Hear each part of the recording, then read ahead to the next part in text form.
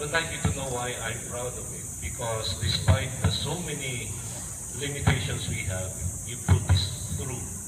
And you came out with something that is really worth sharing with the rest of the country.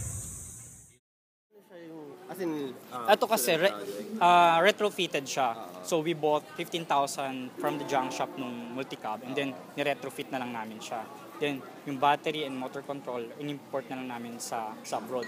Pero we started kasi sa Entenantial Eco Marathon. Doon kami nag-start talaga yung brainstorming namin. Then nag-develop na nga through electric jeepney.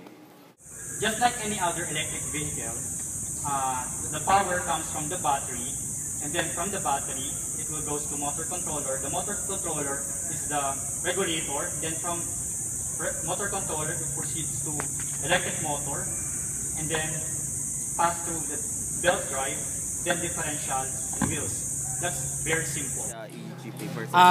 We are hoping yung mga succeeding students na mag-handle na itong electric jeepney, magkaroon ng further studies, like for instance, maging self-sustaining siya or maglagay siya ng solar panel sa bubong para maging self-sustaining.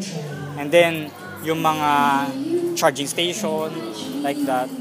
So, pwede siya magkaroon ng future directives. And then, lalagyan na namin siya sa recommendations namin sa project study. Actually, that's one piece of my dream, to commercialize sa Mandaluyong yung Don Bosco e-jeepney.